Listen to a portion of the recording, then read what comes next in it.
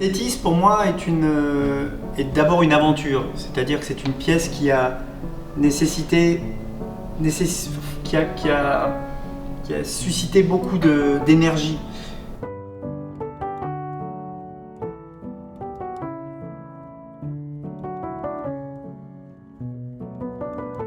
Alors, je suis Grégoire Scalabre, je suis céramiste tourneur. J'ai appris ce métier à l'âge de 11 ans. J'ai travaillé dans un atelier en tant qu'apprenti avec une formation très classique de céramique.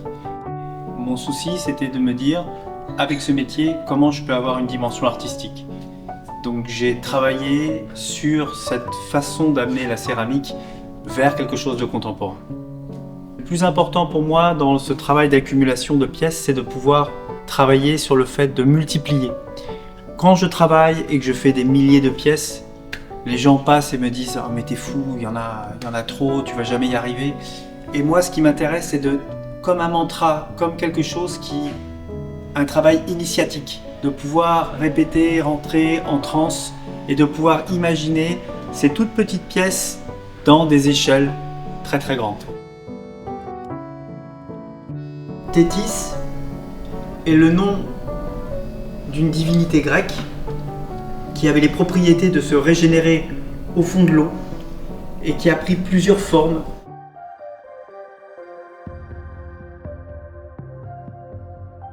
En France, au début, on n'avait pas de porcelaine et on importait de la porcelaine d'Asie avec la Compagnie des Indes qui avait des bateaux et qui ramenait ces bateaux chargés de porcelaine.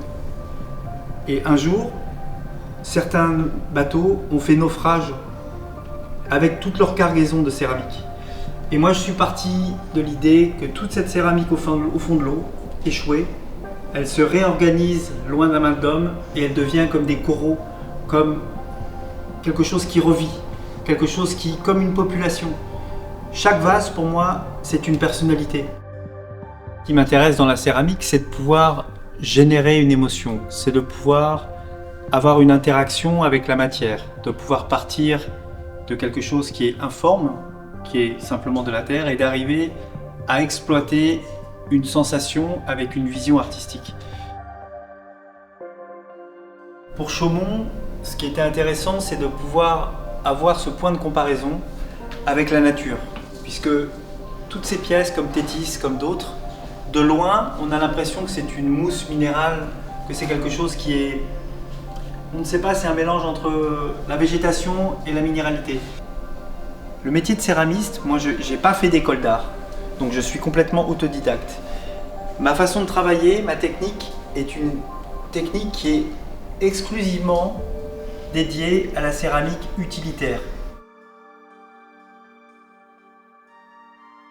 J'arrive le matin, j'ouvre la porte de l'atelier, et quand je rentre dans l'atelier, j'ai comme une boule dans le ventre, comme le lendemain de Noël, quand je vais déballer mes cadeaux, d'excitation et de me dire c'est encore une belle journée de céramique.